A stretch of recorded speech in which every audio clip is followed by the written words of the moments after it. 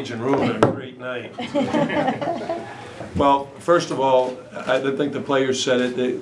We really appreciate the support by our students and the fans today, especially our pep band who came out in large numbers. We'd like to get them at every game because it certainly creates a lot of electricity in the arena. The students all wore orange, and really for the first time this season, you could really feel the players respond to the energy in the Bank United Center. Secondly, I've known Tom Izzo for a very long time, have tremendous respect for him and his program and the quality of their program. I think they represent all that is good in college athletics and in college basketball.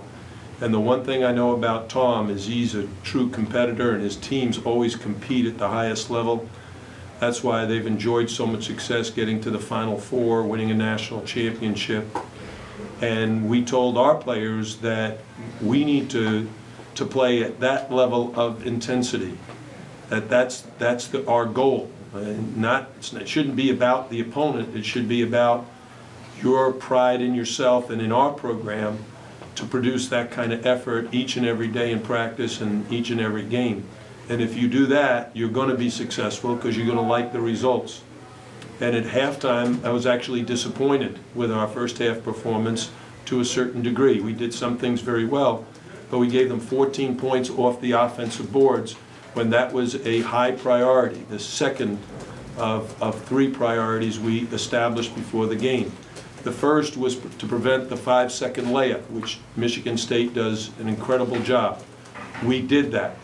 The second was to keep them off the offensive boards, which we didn't do. They had 14 points at halftime, but we did a much better job in the second half. They only had 5 points in the second half on the offensive boards.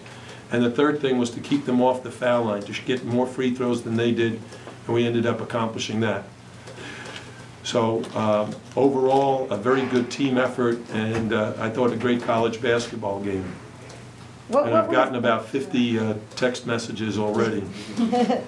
What were you thinking or feeling when the game finally ended and the students are storming the floor and all that? And since you've been I was thinking this is what college basketball is all about. In fact, what I was really thinking is this is what being a college student is all about. To get involved. Your greatest memories don't come in the classroom. It comes at events like this that you'll remember years down the road.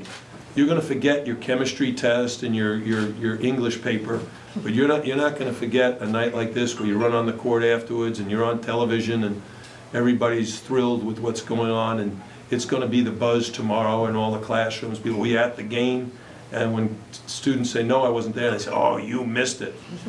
So hopefully that'll continue for a while.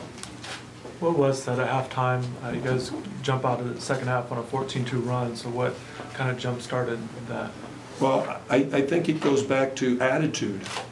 Our attitude needed to be much more aggressive, much more positive, much more of a fighter's mentality. We took a few punches from Michigan State. We needed to fight back, and we did. I thought Reggie Johnson's rebounding in the second half was a huge key to the game, because he kept them off the offensive boards. This three-point shooting, is that the difference between well, not going? Well, I think our perimeter players are getting more and more comfortable. Durant Scott is only his second game back, but you can see how important he is. When the score, I think, was 11-10, we were ahead. I think he had 10 of the 11 points. He had 9 of the 11 points.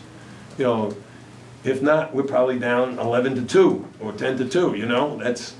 But having a guy like that, he's so tough. He's our energy guy, and he's our leader in terms of intensity and energy and emotion. How would you assess that defensive performance, Jim? Well, I thought for the first time, maybe since I've been here, that our defense was at the right level of execution. We didn't block out, so that's part of defense. So that has to be improved. But the idea of keeping an opponent outside the lane and making their job difficult, because those guys are so big and so strong in around the basket, but we're big and strong We just needed to play that way. And our guards did the best job of staying in a stance and keeping their guards out of the lane. What can you talk about Shane Larkin? And I mean, he seemed to be a big part of the win too. Oh, he's really becoming the player we have envisioned for him. Being aggressive at both ends of the court, being a defensive catalyst and an offensive catalyst, looking to score more often, using ball screens, finding the open man. And when he does that, he just makes everybody else around him better. He ends up the game 5 for 10 from the field, 3 for 4 from 3, 2 for 2 from the foul line. He's got, 15 points, but he only got 1 rebound. I'm going to get on him about that. But, he played a great all-around game. He has 4 steals. So, that's the funny thing is that's what I expect from him. Jim, atmosphere aside, just from a basketball perspective, how important is getting a win like this in December? Well, it's still November, Charlie, so. Well, But if we can get one like this in December, I'll be happy with that too. I think it's very early in the season, and I know in Michigan State's case, they've gone through some of the circumstances we have with injured players, where they're not practicing and you're trying to put together a team that may not be your best team come March. And we didn't have Durant for 3 games. We weren't the same team. They didn't have Harris for several games. You change. And you say, well, they got good players coming in off the bench, but that guy moves into the starting lineup. What happens is then there's no sub like him. You got to go down to your next guy. And I don't feel sorry for them because they got like 3 or 4 McDonald's All-Americans. But what I'm saying is it's similar to our situation where I think we've had 4 different starting lineups, based on circumstance. So we'd like to get some more continuity there. Hey Jim, Reggie sort of touched on this, but I was hoping you could talk more about it. Just the importance of maybe the team not treating this as a season highlight, and maybe enjoying it for 24 hours type of thing. Yeah, what I would say, this was November's highlight. November is going to be gone in a couple of days. We play UMass on December 1st. Now we need to get some December highlights, because in reality, the non-conference schedule is all about one thing, at least in my mind, and that is to position yourself for an at-large bid. And that requires your RPI to be up in the top 40. Now, there's only 37 at-large bids. Right? So every school in the country right now is battling for one of those. What did you tell the team after the game? I told them that they needed to expect to practice and play with that kind of level of effort every day. That there's no excuse you can come up with not to do that. Now, that doesn't mean you're going to play your best every day, but the effort and intensity should be there. You happy with the way you closed it out? Made a bunch of free throws down the stretch? Yeah, I thought they fouled Reggie, thinking that, get him basically off the rebound area and put him on the foul line, and he was clutch. So was Shane and Trey. They all stepped up and made big free throws. Jim, Trey McKinney-Jones, big-time three-point shooting second half. Yeah, he's been our best three-point shooter throughout this early season. And Ryan Brown is right behind him. I was very happy for Ryan to hit that 3. Hopefully that'll keep him going the next game, because he played very well.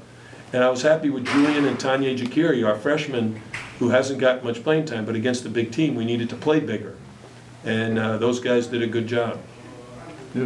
I know this may sound crazy, but if you're talking about the impact of a win over Michigan State on the RPI in March, effective March, could this be a bigger win than even last year's Duke win? I mean, if you're talking about impact of non-conference games. I think each year is separate. That win last year was great. It was a heck of a lot of fun. My greatest memory about that win was when we got back to campus and there were students greeting the team, because it said that it was important not only to our basketball program but the students. Our job as a basketball program is to create school spirit. Our football team, battled and had a nice run at the end of the season to close out a winning record. And Al Golden and his staff have done a great job. Katie Meyer, her team has just come off of a tournament victory. They got a big game tomorrow night in the ACC Big Ten Challenge against Penn State. I hope the students will come out and support them. But those moments are basically isolated. They're memories now. We need to create new memories from this year. Now this one is a good one. I'm going to remember this one for a while. But that's someone who watched the game who wants to talk to me. So what I'm saying is we got more memories to create, and starting with a game on Saturday. But you're bleeding. I just scratched myself, it's no big deal. Hey, Jim, you mentioned the at-large. It's Al Golden. He must have heard me talking about him. Is this being aired? Maybe he's watching. In terms of getting, or at least right now, thinking ahead to getting an at-large bid, does this make up for the loss, or like how? No, there's no making up. It's you know what they say, and this is a great expression. It's your body of work. You know, everything gets included. Your wins, your losses. Now, the one thing I would say about our loss was, I don't think you'll find another ACC team going on the road and playing in a hostile environment in front of the largest crowd in the school's history with an in-state rival. Schools in the ACC don't do that. I didn't schedule it either.